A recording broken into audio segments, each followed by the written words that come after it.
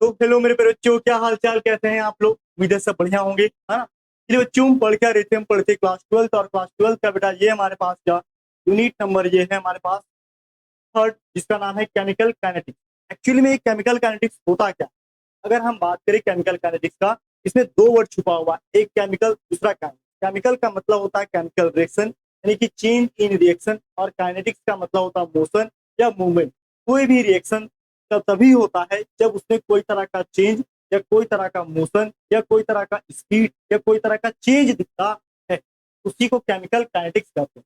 और इस chemical kinetics word के साथ एक और वर्ड लगा हुआ है, न्यूक्लियर केमिस्ट्री। देखो, जितने भी न्यूक्लियर केमिस्ट्री यानी कि न्यूक्लियर रिएक्शन, न्यूक्लियर वेपन का आप लोग नाम सुने, जैसे यूरेनियम का रिएक्शन, जितने भी रेडियो एक्टिव एलिमेंट होते हैं वो सब के सब न्यूक्लियर रिएक्शन में पार्टिसिपेट करते, चाहे यूरेनियम हो, चाहे थोरियम हो, नेपच्यूनियम हो, प्लूटोनियम हो, ये सब के सब रेडियो एक्टिव हैं, और रेडियो एक्टिव सभी के सभी न्यूक्लियर रिएक्शन में पार्टिसिपेट करते। और इस न्यूक्लियर रिएक्शन को भी केमिकल काइनेटिक्स के अंदर ही पढ़ाया जाता। देखो, न्यूक्लियर केमिस्ट्री का बहुत ज्यादा फायदा भी है, बहुत ज्यादा नुकसान भी। फायदा पहले हम गिनवाते हैं। जितने भी हमारे पावर प्लांट हैं, जितने भी पावर प्लांट है जहां से बिजली सप्लाई होता है, एक छोटा सा यूरेनियम का टुकड़ा 6 महीना तक बिजली प्रदान कर सकता है एक बड़े से शहर को। इतना छोटा सा मुझे, इतना पावरफुल चीज है यूरेनियम, समझ रहे हो? तो केवल और केवल तो उसके अंदर न्यूक्लियर रिएक्शन के मदद। ठीक, इस अगर ये न्यूक्लियर रिएक्शन या फिर ये न्यूक्लियर वेपन या न्यूक्लियर रिएक्शन से कई सारे रॉकेट को उड़ाया जाता है, कई सारे केमिकल रिएक्शन करके कई सारे इलाज भी किया जाता है। कैंसर वगैरह का जो ट्रीटमेंट है वो भी कहीं ना कहीं क्या रेडियो एक्टिव एलिमेंट का उपयोग करके किया जाता है न्यूक्लियर रिएक्शन के मदद। लेकिन इसका नुकसान भी है कि बहुत सारे देश न्यूक्लियर वेपन बना रहे हैं, जिसका उपयोग युद्ध में घातक स्तर पे किया जाता है, जैसे कौन, एटम बम, हाइड्रोजन बम, परमाणु बम, समझ रहे हो? इसलिए न्यूक्लियर केमिस्ट्री को जानना भी बहुत ज्यादा जरूरी। ठीक है, चलिए इन सभी बातों को एक एक करके समझेंगे। सबसे पहले स्टार्ट करते हैं आज की अपनी क्लास को।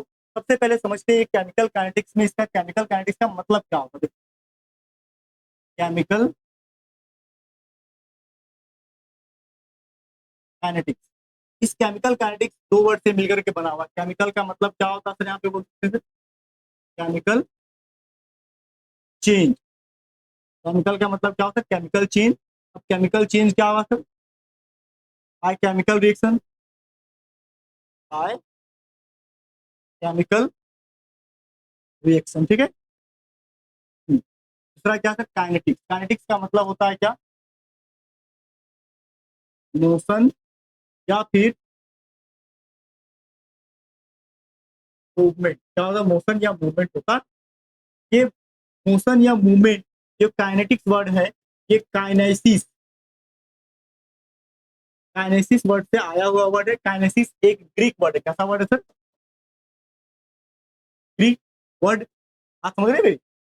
केमिकल काइनेटिक्स अगर तुम तोड़ोगे तो केमिकल अलग, काइनेटिक्स अलग। केमिकल का मतलब केमिकल चेंज, यानी केमिकल रिएक्शन। अब कोई भी केमिकल रिएक्शन तभी होगा जब उसके अंदर कोई ना कोई मोशन होगा, कोई ना कोई मूवमेंट। यानी कि इस चैप्टर में हम कोई भी केमिकल रिएक्शन की स्पीड को, रेट को ही समझने वाले हैं। जैसे हम कुछ केमिकल रिएक्शन का एग्जाम्पल यहाँ पे लेते हैं। जैसे देखो, अगर हम बात करें क्या, पहला मिल्क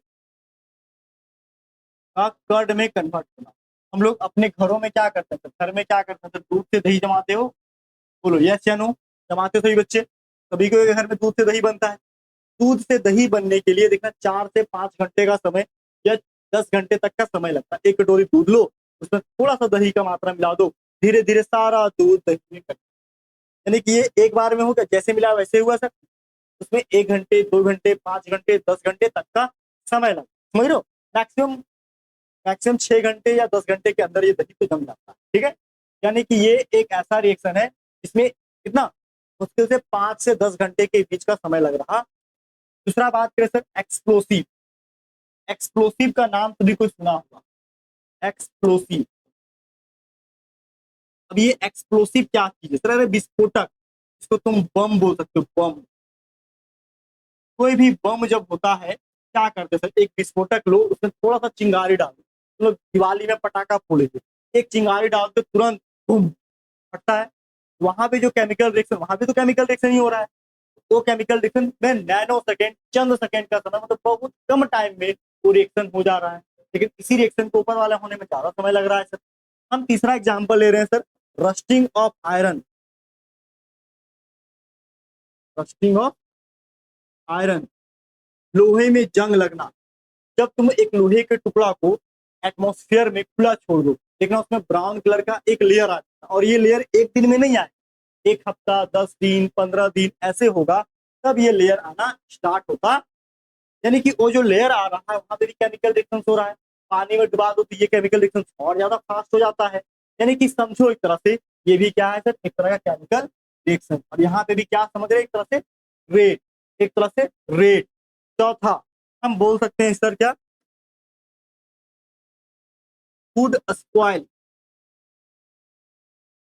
देखो हम जब भोजन बना लेते हैं रात को, रोटी सब्जी दाल चावल पूरा बना के स्टोर कर, सुबह देखना वो सब खराब हो जाता है। क्यों खराब होता है, सवाल क्या है सर, तो वहां पे भी कहीं ना कहीं फूड के अंदर भी केमिकल रिएक्शन होता है, जिसको स्पॉइल कर रहा है, खराब कर रहा है।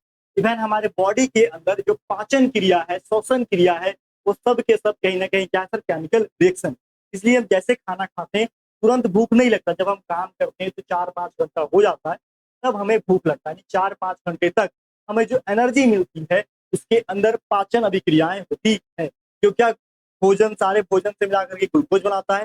ग्लूकोज जब टूटता है तो एनर्जी बनता है एटीपी के फॉर्म में, वाटर बनता है, और क्या ढेर सारा ऊर्जा मिल जाता है एटीपी के फॉर्म में, ठीक है, और CO2 गैस बना करके बाहर कर देते हैं। यानी कि हमारे बॉडी के अंदर भी रिस्पायरेशन एक रिएक्शन हो रहा है, जिसमें भी क्या एक समय अंतराल टाइम लगता है। एक और एग्जाम्पल का बात करें सर, बर्निंग ऑफ फ्यूल। कोई भी जब फ्यूल को जलाते हो, चाहे लकड़ी हो, कोयला हो, डीजल हो, पेट्रोल हो, केरोसिन, तो वो भी जब इंजन के अंदर बर्न होता है तब कोई ना कोई मशीन चलता है ना, मैकेनिक, मतलब ये क्या करता है, फ्यूल एनर्जी क्या करता है, एक तरह से मैकेनिकल एनर्जी, मशीन घूमता है, मशीन घूमने से क्या कोई भी काम होना स्टार्ट होता है, समझ रहे हो। यानी कि एक तरह से समझो ये सारे केमिकल रिएक्शन जो हो रहे हैं, कुछ रिएक्शन चंद सेकंड में हो रहा है, किसी में लंबे समय लग रहा है, किसी में तुरंत हो जा रहा है, यानी कि अलग अलग तरह का रिएक्शन है। इस चैप्टर में हम कुल मिला करके केमिकल रिएक्शन की स्पीड को ही समझने वाले कि केमिकल रिएक्शन किस रेट से होता है, कितनी स्पीड से रिएक्शन होती है, इसी बात को हम यहाँ पे समझने वाले। ठीक है, चलो स्टार्ट करते हैं। सबसे पहली बात, इसको समझने के लिए आप लोग न्यू हो, सबसे पहले चैनल को सब्सक्राइब करो, क्योंकि यहाँ मैं पढ़ा रहा हूँ 0 to हीरो केमिस्ट्री। आप लोग सबसे पहले बर्नवाल केमिस्ट्री एजुकेशन चैनल को यूट्यूब पे सब्सक्राइब करो, और हमारा एप्लीकेशन जो है बर्नवाल केमिस्ट्री एजुकेशन, उसको डाउनलोड करो, और दोनों जगह पे तुम टाइटेनियम बैच को ज्वाइन कर दो। एप्लीकेशन पे थोड़ा सा अमाउंट आपको पेड करना है, बाकी बात एड फ्री कंटेंट पूरा वहां पे आपको मिल जाएगा सारे, ठीक है। यहाँ पे मैं JEE NEET CBSE JAC Bihar UP all state board of India के लिए केमिस्ट्री पढ़ाता हूँ। आज की क्लास में मैं 2 टॉपिक डिस्कस करने वाला, एक introduction, rate of chemical reaction, और मेरा नाम है दीपक बर्नवाल सर, पीके बर्नवाल सर। स्टार्ट करते हैं आज की अपनी क्लास। चलो सबसे पहली बात यहाँ पे बात करें सर, देखो कुछ एग्जाम्पल है हमारे रियल लाइफ में जिसके अंदर केमिकल रिएक्शन होता है। जैसे देखो मिल्क टू कर्ड, दही का बनना एक रासायनिक अभिक्रिया है, बिल्कुल। रस्टिंग ऑफ आयरन, लोहे का जंग लगना, ये भी एक रासायनिक अभिक्रिया है। बर्निंग ऑफ एलपीजी, ये भी एक रासायनिक अभिक्रिया है। Burning of magnesium ribbon, magnesium ribbon जला के देखे होंगे अपने लैब के अंदर, है ना, व्हाइट कलर का क्या फ्यूम्स देता है, व्हाइट कलर का, वो जैसे ये जल रहा है ब्लू कलर, ये जलता है तो व्हाइट कलर देता है, ठीक है। एक्सप्लोजन ऑफ फायरवर्क्स, जैसे हम लोग छुरछुरी पटाखा जलाते हैं तुरंत जल जाता है। एबरवेसेंस ऑफ टैबलेट, टैबलेट को पानी में डुबा देना, बुलबुला छोड़ देता है, या फिर इनो को पानी में डुबा बुलबुला छोड़ देता है। 6 सेकंड 10 सेकंड का कुछ ना कुछ टाइम लगता है। कट एप्पल टर्निंग ब्राउन, एक एप्पल को काट करके छोड़ दो, है ना, 4-5 घंटा में ब्राउन होने लगता है, यानी क्या वो खराब होना स्टार्ट होता है। यानी कि यहाँ पे भी क्या हो रहा है, एक तरह का केमिकल रिएक्शन हो रहा है। ये पत्तियां, डीके ऑफ लीव्स, लीव्स पत्तियां भी क्या खराब, यानी कि धरती में जितना भी पदार्थ है वो सब का सब कोई ना कोई तरह का केमिकल रिएक्शन में पार्टिसिपेट करता है, क्योंकि वो धीरे धीरे कहीं ना कहीं डिकम्पोज होता है। चाहे पेड़ पौधा हो, ठीक है, सजीव जगत का जितने भी चीज है, कुछ निर्जीव जगत के भी जितने भी चीज है, वो सब कहीं ना कहीं केमिकल रिएक्शन में पार्टिसिपेट करते ही करते। ठीक है, किसी में स्लो होता है तो किसी में फास्ट, तो बस इतना ही है। आप समझ रहे हैं मेरी? क्लियर है? तो चलो सबसे पहले स्टार्ट करते हैं आज के क्लास को कि सर इस चैप्टर में, ये चैप्टर तो बहुत ही इंटरेस्टिंग लग रहा है ना, कि केवल डेली लाइफ से रिलेटेड चीजों को मैं पढ़ा रहा हूँ। कितने देर में कौन सा केमिकल रिएक्शन कंप्लीट होगा, रिएक्टेंट से प्रोडक्ट कितना देर में बन जाएगा, इसी बात को यहाँ पे समझना। ठीक है, चलो बिना देर के हुए सबसे पहले इस चैप्टर में हम लोग इसी बात को समझते हैं कि कौन कौन से टॉपिक को हमें पढ़ना है। ठीक है, समझ रहे हैं? तो पहला हेडिंग दे दो यहाँ पे, क्या सर? सबसे पहले यहाँ हेडिंग दो, यूनिट नंबर ये है कितना, ये यूनिट नंबर है 0। ठीक है, इससे पहले मैं बात करूं तो आपको 2 यूनिट में पढ़ा चुका हूं, पहला सॉल्यूशन, इलेक्ट्रोकेमिस्ट्री, तीसरा बायोमॉल। 3 चैप्टर कंप्लीटली हमारे यूट्यूब चैनल, साथ ही साथ हमारे पेड बैच टाइटेनियम बैच पे अवेलेबल, तो आप लोग वहां देख लिए होंगे आई होप। और मेरे क्लास देखने के लिए साथ में एनसीईआरटी बुक और अपने पास क्लास नोट्स रखना अनिवार्य है, बहुत बहुत इंपॉर्टेंट। ठीक है, चलो सबसे पहले हेडिंग दो सर। हेडिंग में हमारा पड़ेगा क्या, केमिकल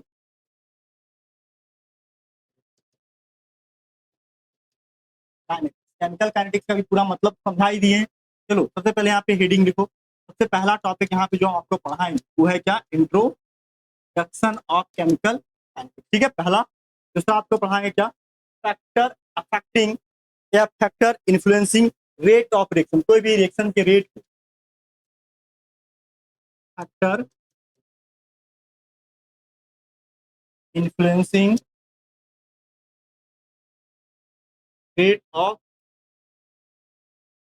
रिएक्शन, कोई भी रिएक्शन के रेट को कौन कौन से फैक्टर है जो अफेक्ट कर। ठीक है, तीसरा जो हम लोग पढ़ाएंगे क्या, integrated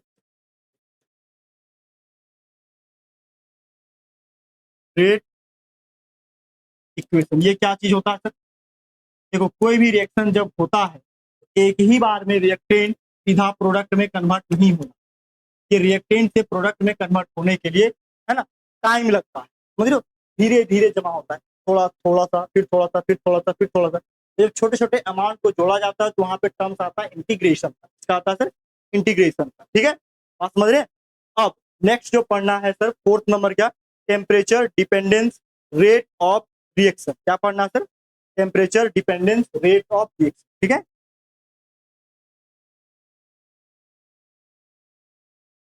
temperature dependence of rate of reaction, मतलब समझो कोई भी रिएक्शन जब होगा, चलो एक पॉइंट यहाँ ऊपर में छूट गया, यहाँ पे सबसे पहला इंट्रोडक्शन के बाद जो हम टॉपिक पढ़ेंगे, इंट्रोडक्शन तो पहला है। दूसरा जो पढ़ाएंगे टॉपिक वो है हमारे पास रेट ऑफ रिएक्शन, यानी रिएक्शन का स्पीड क्या होगा। ठीक है, तब हमारे पास तीसरा आएगा factor influencing rate of reaction, और चौथा आएगा हमारे पास इंटीग्रेटेड रेट इक्वेशन, और उसके बाद जो पांचवा नंबर आएगा वो क्या है सर, वो है हमारे पास temperature dependence rate of reaction. Rate of reaction कैसे टेम्परेचर पे डिपेंड करता है, टेम्परेचर बदलेगा तो रिएक्शन का रेट किस तरीके से बदलेगा। ठीक है, इसके बाद हमारे पास जो है पढ़ना है एक क्या, अर्हेनियस इक्वेशन, और हमारे पास एक और टॉपिक पढ़ना है, उसका नाम क्या है सर, कॉलिजन ट्यूब। ठीक है, ये सारा टॉपिक एनसीईआरटी बुक में देखना, T2, ये सारे टॉपिक पढ़ना। देखो मैं सारे टॉपिक क्यों लिखाता हूँ, ठीक है, तो मैं जब भी पढ़ाता हूँ तो फिर कंटेंट को लिखा देता हूँ, ताकि जब तुम पढ़ाई करो तो तुम्हें चीजें समझ में आए किसके बाद कौन से टॉपिक को पढ़ना है, वरना तुम भटक जाओगे और चीजें तुम्हें समझ में नहीं आए। ठीक है, चलो सबसे पहले ये सारा टॉपिक को लिखो, और साइड में यहाँ पे लिख लो guided by your favourite teacher, कौन, डीके बर्नौल। ठीक है, तो यहाँ पे गाइडेड डीके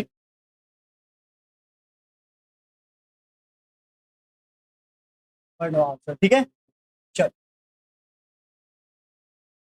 देखो कॉपी में पूरा नोट्स कंपलसरी, नोट्स तो बनाना ही बनाना, नोट्स बिल्कुल भी छोड़ना मत, वीडियो को पॉज करना, आराम से बनाना, मैंने स्क्रीनशॉट लेना भी अलाउ कर दिया अपने आप पे, ताकि तुम्हें दिक्कत ना हो चीजों को समझ। ठीक है, चलो आगे बढ़ते। आगे क्या है, अब यहाँ पे हमारे पास है क्या, चीजों को थोड़ा समझो। एक बार इसको हम फिर से डिस्कस कर ले रहे हैं। थोड़ा देर पहले मैंने इसको रिकॉर्ड कर दिया था, लेकिन कुछ टेक्निकल प्रॉब्लम हो गया था, जिसके कारण मुझे फिर से दोबारा चीजों को रिकॉर्ड करना। ठीक है, चलो सबसे पहली बात यहाँ पे समझो, हम जो केमिकल काइनेटिक्स पढ़ रहे हैं, ठीक है, उसके अंदर क्या केमिकल रिएक्शंस पढ़ रहे हैं। तो केमिकल रिएक्शंस के अंदर तीन चीजों को पढ़ा जाता है। क्या? एक उसका थर्मोडायनेमिक प्रॉपर्टी, उसका इक्विलिब्रियम, और तीसरा काइनेटिक्स। अब ये थर्मोडायनेमिक प्रॉपर्टी क्या है, इक्विलिब्रियम क्या है, और काइनेटिक्स क्या है, समझो। बोलता है क्या, केमिस्ट्री जब भी बताएगा, केमिस्ट्री इज ऑलवेज, केमिस्ट्री क्या है, chemistry is always concern with change. जब भी बात केमिस्ट्री का आएगा तो बात हुआ केमिकल रिएक्शन का, और केमिकल रिएक्शन का मतलब क्या होता है, चेंज। केमिकल रिएक्शन का मतलब होता है by means of chemical reaction. Chemical reaction का मतलब होता है कोई ना कोई रिएक्शन में चेंज हो। अब कोई भी केमिकल रिएक्शन होगा या नहीं, ये किस बात पे डिपेंड करता है, इसको बोलते हैं फिजिबिलिटी ऑफ रिएक्शन। फिजिबिलिटी का मतलब होता है पॉसिबिलिटी या पॉसिबल। जब कोई रिएक्शन पॉसिबल होता है तो उसी को बोलते हैं फिजिबल, और जब कोई चीज फिजिबल होता है उसका वैल्यू होता है नहीं। ये बात आप इलेक्ट्रोकेमिस्ट्री चैप्टर में बहुत अच्छे से आपको पढ़ा है, फिजिबल और नॉट फिजिबल या नॉन फिजिबल। फिजिबल का मतलब होता है पॉसिबल रिएक्शन, डेल्टा जी का वैल्यू जिसका नेगेटिव है वो फिजिबल है, वो स्पॉन्टेनियस, वो रिएक्शन अपने आप होगा। अगर अगर रिएक्शन फिजिबल है तो फिजिबिलिटी ऑफ रिएक्शन को बताने के लिए, तो रिएक्शन होगा या नहीं होगा, इसको बताने के लिए जो जो कॉन्सेप्ट यूज करते हैं उसको बोलते हैं थर्मोडायनेमिक कॉन्सेप्ट। क्या बोलेंगे सर? Thermodynamic concept. यानी कि कोई भी केमिकल रिएक्शन का जो थर्मोडायनेमिक कॉन्सेप्ट है वो बताता है कि केमिकल रिएक्शन होगा या केमिकल रिएक्शन। बात समझ रहे हैं? तो उसका मतलब क्या हो, फिजिबिलिटी ऑफ दी रिएक्शन। क्या हुआ sir? Feasibility of the reaction. Clear है? आगे बढ़े। अब दूसरा क्या सर, एक्सटेंट ऑफ रिएक्शन। अब देखो, अगर हमारे पास मान लो ये रिएक्टेंट, रिएक्टेंट से क्या बनाना था, रिएक्टेंट हमारे पास 100 ग्राम था, क्या प्रोडक्ट हमारा तुरंत 100 ग्राम बन जाएगा सर? क्या 100% प्रोडक्ट बनता है सर? बहुत सारे केस में 100% प्रोडक्ट नहीं बनता। कई बार ये प्रोडक्ट जो है 80% या 90% तक बनता है। ठीक है, वहां तक मैक्सिमम रिएक्शन जाता है। जहां तक रिएक्शन जाता है ना, उसी को बोलते हैं extent of chemical reaction. Extent of chemical reaction का मतलब क्या हुआ सर, किस हद तक या किस पॉइंट तक केमिकल रिएक्शन गया। एक्सटेंट का मतलब होता है हद या फिर सीमा। एक्सटेंट का मतलब क्या होता है, हद या फिर सीमा। ठीक है, किस हद तक रिएक्शन गया है, किस पॉइंट तक रिएक्शन गया है। तो रिएक्शन किस पॉइंट तक जाएगा, इसको बताने के लिए जो आता है उसको बोलते हैं केमिकल इक्विलिब्रियम। क्या बोलेंगे सर? Chemical equilibrium. यानी कि रिएक्शन किस रेट से कहाँ किस पॉइंट तक पहुंचा है, इसको बताने के लिए आएगा केमिकल इक्विलिब्रियम। ये थर्मोडायनेमिक प्रॉपर्टी और केमिकल इक्विलिब्रियम, ये दोनों बात आप क्लास 11th में बहुत अच्छे से आपको हम पढ़ा चुके हैं, दोनों चैप्टर। अब जो तीसरा पॉइंट आ रहा है, वो मेन चीज होता है कोई भी केमिकल रिएक्शन किस स्पीड से कंप्लीट होगा। अभी हमने कई सारे रिएक्शन का एग्जांपल दिया, burning of fuel, rusting of iron, ठीक है, फूड का स्पाइल हो जाना, एक्सपायरेशन रिएक्शन, भोजन का पचना, ये सब के सब क्या, दूध का दही में जम जाना, ये सब का सब केमिकल रिएक्शन है। और केमिकल रिएक्शन जब होता है उसमें कुछ ना कुछ टाइम लगता है, कुछ ना टाइम के रिस्पेक्ट में ही रिएक्शन होता है। जब कोई रिएक्शन टाइम के रिस्पेक्ट में होता है उसी को बोलते हैं स्पीड ऑफ केमिकल रिएक्शन। और स्पीड ऑफ केमिकल रिएक्शन को बेटा केमिकल काइनेटिक्स के अंदर ही अध्ययन किया जाता है। कहाँ पे सर? केमिकल काइनेटिक्स के अंदर इसका अध्ययन किया जाता है। स्पीड ऑफ रिएक्शन को बताता है कि रिएक्शन किस स्पीड से हो रहा। ये बात समझ रहे हैं? यानी कि इस चैप्टर में हमारा पूरा पूरा फोकस होगा केमिकल रिएक्शंस की स्पीड को समझना, साथ ही केमिकल रिएक्शंस कितने स्टेप में हो रहे, एक स्टेप में हो रहे, दो स्टेप में हो रहे, तीन स्टेप में, कि कौन कौन से फैक्टर्स को प्रभावित कर रहे हैं, ये दोनों बात को यहाँ पे समझना। ठीक है, ये पूरा पहले चार्ट को कॉपी में लिखो, चीजों को समझो, लिख लो जल्दी से कॉपी में। और एनसीईआरटी बुक को जरूर पढ़ना, जो मैं बता रहा हूँ वो बात वहां देखने को मिलेगा। एनसीईआरटी में एक बहुत अच्छा सा बात भी लिखा हुआ है, क्या, ध्यान से सुनना। ठीक है, क्या बात लिखा हुआ सर, कौन सा बात? देखो, एनसीईआरटी बुक कहता है ना कि जो हीरा है, हीरा, हीरा क्या है सर, हीरा एक तरह से कार्बन का एलोट्रॉप। ठीक है, कार्बन के 3 से 4 एलोट्रॉप होते हैं। कौन कौन सर? एक, कार्बन खुद, दूसरा ग्रेफाइट, तीसरा डायमंड, चौथा बकमिंस्टर फुलेरी। ये चारों के बारे में आप लोग पढ़ चुके हैं। अब देखो कहता क्या है, जो ग्रेफाइट था वो लंबे समय तो लाखों करोड़ों साल के बाद थर्मोडायनेमिक प्रॉपर्टी प्रिडिक्ट करता है। केमिकल काइनेटिक्स नहीं, थर्मोडायनेमिक प्रॉपर्टी कहता है। थर्मोडायनेमिक प्रॉपर्टी प्रिडिक्ट करता है कि जो ग्रेफाइट है ना, वो हमेशा हमेशा ग्रेफाइट में नहीं, वो धीरे धीरे धीरे धीरे चेंज होकर के डायमंड ग्रेफाइट में कन्वर्ट, और ग्रेफाइट जो भी डायमंड में जा सकता है।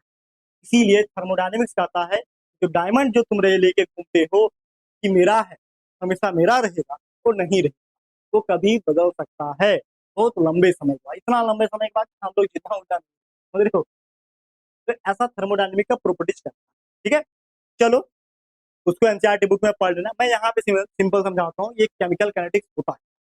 देखो केमिकल काइनेटिक्स का मतलब है यहाँ कार, कार का मतलब क्या है सर?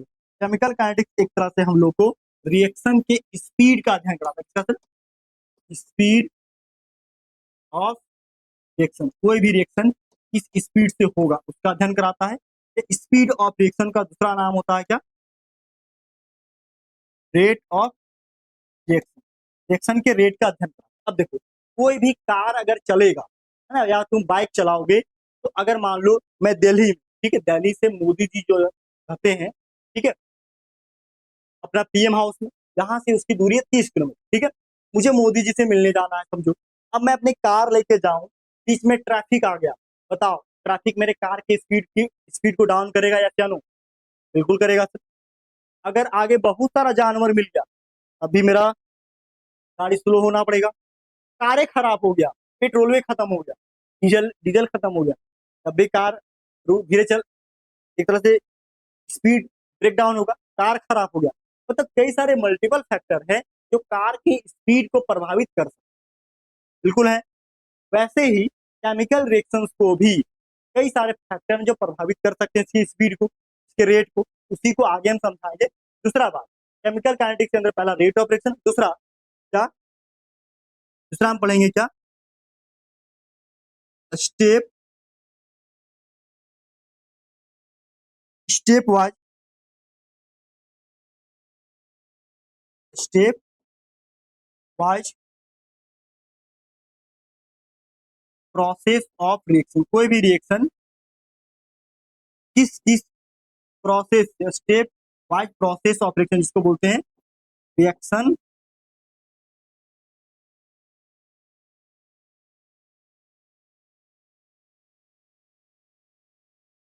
ठीक है। कई सारा केमिकल रिएक्शन जो होता है, कई सारा केमिकल रिएक्शन जो स्टेप वाइज होता है, यानी कि उसके अंदर कहीं ना कहीं मैकेनिज्म होता है, रिएक्शन मैकेनिज्म होता है, समझ रहे हो? यानी कि समझो कोई भी केमिकल रिएक्शंस में क्या होते हैं, मैकेनिज्म होते हैं। तो उसके मैकेनिज्म को समझना और रेट ऑफ रिएक्शन को एक साथ समझना, वही क्या कहलाता है? Chemical chemical kinetics. ठीक है, यानी कि समझो एक तरह से ये दोनों बात को ही हम क्या कहेंगे, केमिकल काइनेटिक्स कह देते। क्या बोलते सर? केमिकल काइनेटिक्स कह देते। वही बोलता है the branch of chemistry that deals with the study of mechanism, बोलता है विज्ञान की वह शाखा जो deals with the study of mechanism, कोई भी रिएक्शन के मैकेनिज्म का अध्ययन कराता है। And rate of chemical reaction, यानी कि उसके अंदर जो केमिकल रिएक्शन हो रहा है वो किस रेट से हो रहा है, कितना स्पीड से हो रहा है, ठीक है, उसके बारे में अध्ययन करवाता है। उसी को हम केमिकल काइनेटिक्स कह देते हैं। केमिकल काइनेटिक्स में जो है ये काइनेटिक्स, काइनेटिक्स जो है एक ग्रीक वर्ड से काइनेसिस से आया। काइनेसिस क्या है सर? एक ग्रीक वर्ड है, इसका मतलब होता है मोशन या फिर मूवमेंट। अब इसका मूवमेंट का हिंदी मतलब क्या? गति, यानी कोई भी रिएक्शन किस गति से किस स्पीड से होगा, इसी के बारे में हम लोग अध्ययन करते हैं। कहाँ पे? केमिकल काइनेटिक्स के बारे में अध्ययन करते हैं, केमिकल काइनेटिक्स के अंदर। ठीक है, आप समझ रहे हो? ये चैप्टर अपने आप में काफी इंपॉर्टेंट है, कॉपी में लिखो इसका डेफिनेशन। ठीक है, अब यहाँ पे हम आगे बात करते हैं क्या, क्या दो प्रॉपर्टीज के बारे में डिस्कस करें। कौन कौन सा प्रॉपर्टीज है? देखो एक प्रॉपर्टीज है थर्मोडायनेमिक और एक है केमिकल का। कैसा कैसा प्रॉपर्टी? एक थर्मोडायनेमिक और एक केमिकल का। थर्मोडायनेमिक जो होता है बताता है कि ये रिएक्शन होगा या नहीं, ये रिएक्शन पॉसिबल है या इम्पॉसिबल। पॉसिबल है तो फिजिबल, अगर पॉसिबल नहीं है तो फिजिबल। और जब कोई चीज फिजिबल होता है तो उसमें कहीं ना कहीं गिब्स फ्री एनर्जी क्या होता है, कोई भी रिएक्शन क्या है सर, थर्मोडायनेमिक का मतलब होता है रिएक्शन क्या है, फिजिबल है या नहीं। अब कोई भी रिएक्शन फिजिबल होगा, ये इसको बताएगा कौन, डेल्टा जी का वैल्यू नेगेटिव। डेल्टा जी का वैल्यू क्या होगा सर, नेगेटिव होगा। ठीक है, डेल्टा जी का वैल्यू क्या होना चाहिए, नेगेटिव होना। बात समझ रहे हैं, तभी रिएक्शन पॉसिबल होगा। वरना अगर कहीं डेल्टा जी का वैल्यू पॉजिटिव आया, क्या आया सर, पॉजिटिव आया, रिएक्शन समझना नहीं, रिएक्शन समझना।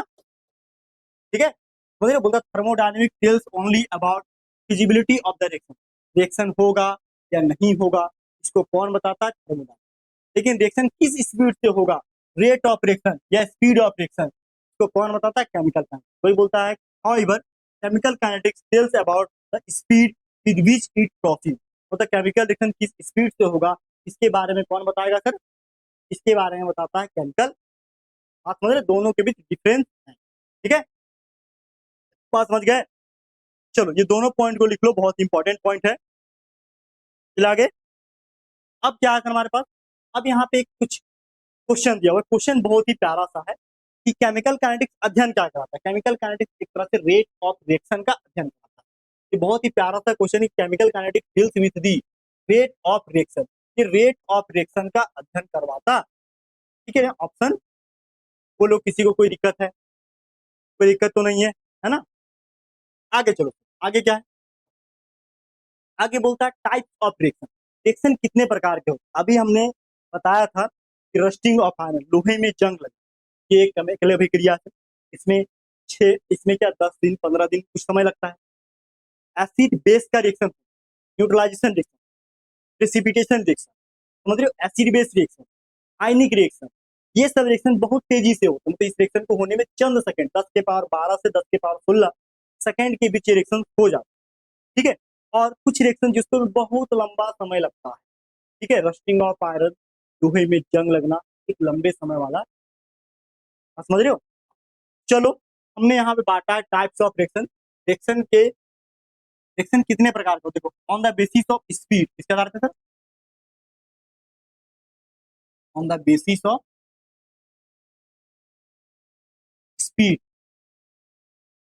रिएक्शन के स्पीड के आधार पे बात करें तो रिएक्शन बेटा जो है 3 प्रकार का होता है। एक वेरी फास्ट रिएक्शन जो बहुत तेजी से कम्प्लीट होता है, एक स्लो रिएक्शन, और तीसरा मॉडरेट रिएक्शन। देखो, वेरी फास्ट रिएक्शन को करवाने का जरूरत वो अपने आप को, स्लो रिएक्शन का हम अध्ययन नहीं करते हैं केमिकल काइनेटिक्स में, क्योंकि उस रिएक्शन वो रिएक्शन इतना ज्यादा स्लो है, उसको हम लोग अपने लिए नहीं उपयोग में लाए।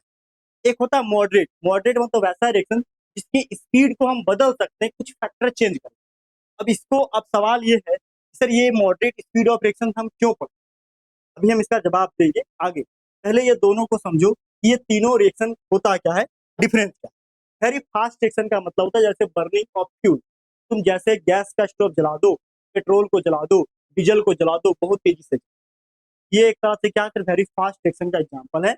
और वेरी फास्ट रिएक्शन जो होता है इसको स्टार्ट होने में 10 का पावर -12 से 10 का पावर -16 सेकेंड के बीच ये रिएक्शन स्टार्ट हो जाता है। इतना देर में रिएक्शन क्या हुआ सर, स्टार्ट। ठीक है, वही बोलता है कि which takes place within microsecond, कितना सर, माइक्रो सेकेंड में जो स्टार्ट हो जाता है, या फिर इंस्टेंटेनियसली एकदम क्षण भर में जो रिएक्शन स्टार्ट हो जाता है उसको हम वेरी फास्ट रिएक्शन लिखते हैं।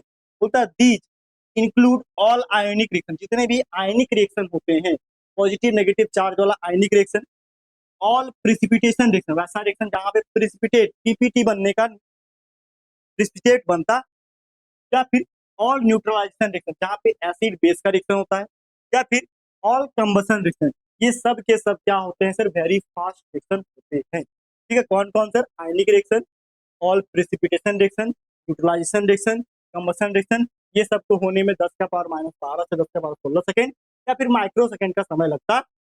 ये सब रिएक्शन क्या है सर, रैपिड रिएक्शन के अंदर कंसीडर किया जाता। बोलो किसी को समझने में कोई दिक्कत है ना, एकदम कॉपी में चकाचक नोट्स बनाते जाना। ठीक है, यही नोट्स है बेटा जो तुम्हें काम आए, ठीक है। नोट्स तो बिल्कुल छोड़ना मत, अवॉइड बिल्कुल मत करना। आगे इसका एग्जाम्पल है, देखो यहाँ पे, देखो यहाँ पे क्या है, यहाँ पे प्रिसिपिटेट बन रहा है, क्या हो रहा है यहाँ पे, ये देखो ये प्रिसिपिटेट यहाँ पे बन रहा। अब ये प्रिसिपिटेट कब बन रहा, जब प्रिसिपिटेशन रिएक्शन होगा। देखो जब भी कोई चीज प्रिसिपिटेट बनता है तो एरो नीचे की तरफ, ठीक है। वही बोलता है जब हम सिल्वर नाइट्राइड को सोडियम क्लोराइड के साथ क्रिया कराएंगे तो AgCl बन रहा है, एरो नीचे, यानी कि ये प्रिसिपिटेट बनेगा व्हाइट कलर का, प्लस NaNO। बोलता है precipitation of silver chloride occur by mixing of aqueous solutions of silver nitrate and sodium chloride. जब हम सिल्वर क्लोराइड को एक्वस नाइट्रेट के साथ मिलाते हैं तो सिल्वर क्लोराइड बनता है और सोडियम नाइट्रेट बनता है। ये एक प्रिसिपिटेशन रिएक्शन कहलाता है। कैसा रिएक्शन कहलाता है? ये एक प्रिसिपिटेशन रिएक्शन कहलाता। बोलो कोई दिक्कत तो नहीं है ना? आगे चलें, चलो आगे क्या है, आगे यहाँ पे है क्या, very slow reaction. Very slow reaction में क्या, वैसा रिएक्शन जिसको होने में काफी लंबा समय लग जाता। देखो बोलता है क्या, बीच में टेक डेज, जिसमें दिन का समय लगता है या फिर मंथ का समय लगता है, कई बार सालों तक का समय लग जाता है। इसको हम बोल सकते हैं क्या, वेरी स्लो रिएक्शन। जैसे लोहे में जंग लगना एक वेरी स्लो रिएक्शन है। हम और भी एग्जांपल लिखना चाहें सर,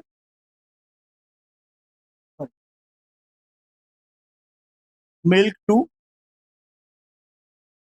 कर्ड, लेकिन ये मिल्क टू कर्ड नहीं है, इसको हम स्लो रिएक्शन में नहीं, ठीक है। टार्निशिंग ऑफ सिल्वर, ठीक है, सिल्वर पे टार्निश होना, ठीक है। देखो बोलता है क्या, विच में टेक डेज या मंथ या फिर इवन ईयर, इसको वेरी स्लो रिएक्शन में करेंगे। जैसे एग्जांपल है रस्टिंग ऑफ आयरन, ठीक है। जिस देखो यहाँ पे क्या कर रहा है, क्या रहा है यहाँ पे, इसे Fe को हम लोग ऑक्सीजन के साथ और मॉइस्चर H2O के साथ अभी क्रिया कराएं, बना क्या FeOH 3 टाइम्स बना, क्या बात है, FeOH 3 टाइम्स बना। रस्टिंग ऑफ आयरन का ये रिएक्शन है और ये किसका एग्जाम्पल है सर, वेरी स्लो रिएक्शन का एग्जाम्पल। तो एक वेरी फास्ट, दूसरा वेरी स्लो। अब तीसरा जो आने वाला सबसे इंपॉर्टेंट होगा, इसका नाम है मॉडरेट स्पीड ऑफ। ये मॉडरेट स्पीड ऑफ रिएक्शन जो होते हैं ना, यही सबसे ज्यादा उपयोग होते हैं हमारे दैनिक जीवन में, फैक्ट्री में, इंडस्ट्री। जैसे सर क्या, जैसे अभी हम एग्जाम्पल बता रहे हैं क्या, ये रिएक्शन ना तो जो ज्यादा स्लो होता है ना ही बहुत ज्यादा फास्ट होता है क्या, reaction which are neither slow, जो ना तो बहुत ज्यादा स्लो होता है और नॉर फास्ट, ना ही बहुत ज्यादा फास्ट होता है, but take place moderate speed या रेट, इसको जो बहुत ही मॉडरेट स्पीड या रेट लगता है। यानी कि इस रिएक्शन को होने में हम बोल सकते हैं क्या, मिनट या फिर आवर, यानी कि मिनटों का या घंटों का समय लगता है, उसको हम मॉडरेट स्पीड ऑफ रिएक्शन में कंसीडर करते हैं। इसका मॉडरेट स्पीड ऑफ रिएक्शन कहाँ कहाँ उपयोग होता है, जैसे NH2CO NH2 यूरिया बनाने के लिए। अरे इंडस्ट्री में यूरिया बनाने का ऑर्डर मिला है, अब यूरिया बनने के लिए जो हमें कम समय में ज्यादा प्रोडक्ट चाहिए, कम समय में ज्यादा प्रोडक्ट चाहिए, रिएक्शन को फास्ट करना पड़ेगा। रिएक्शन को फास्ट करने के लिए हम लोग क्या करेंगे, रिएक्शन में कौन कौन से फैक्टर्स को प्रभावित कर रहे हैं, उस सारे फैक्टर को हम लोग को अध्ययन करना पड़ेगा। इसमें टेम्परेचर चाहिए, प्रेशर चाहिए, कैटलिस्ट चाहिए, समझ रहे हो। हाँ, तो इस बात को हम लोग जैसे यूरिया का फॉर्मेशन हो गया, जैसे अमोनिया का फॉर्मेशन हो गया, जैसे सोडियम हाइड्रोजन कार्बोनेट का फॉर्मेशन हो गया, जिंक क्लोराइड का फॉर्मेशन हो गया, ठीक है, कॉपर सल्फेट का फॉर्मेशन हो गया, NaCl का हो गया, MgCl2 का हो गया, जिंक सल्फेट का हो गया, ठीक है, सोडियम हाइड्रोजन कार्बोनेट का डॉट डॉट, ऐसे कई सारे रिएक्शन, ऐसे कई सारे रिएक्शन हैं जिसको मॉडरेट स्पीड ऑफ रिएक्शन में, खास करके ये मॉडरेट स्पीड ऑफ रिएक्शन जो होता है इंडस्ट्री में, लेबोरेटरी में सबसे ज्यादा उपयोग कोई ना कोई तरह के प्रोडक्ट को बनाने के लिए किया जाता है। अब उस प्रोडक्ट को बनाने के लिए, प्रोडक्शन रेट को हाई करने के लिए हमें रिएक्शन का नॉलेज होना चाहिए। किस टाइप का रिएक्शन, मॉडरेट स्पीड ऑफ, ठीक है।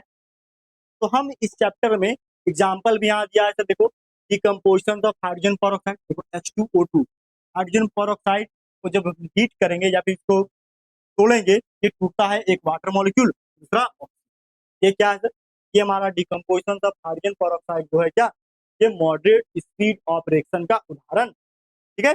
दूसरा देखो सर, दूसरा क्या है, दूसरा है इन्वर्जन ऑफ केन शुगर की ग्लूकोज एंड फ्रुक्टोज।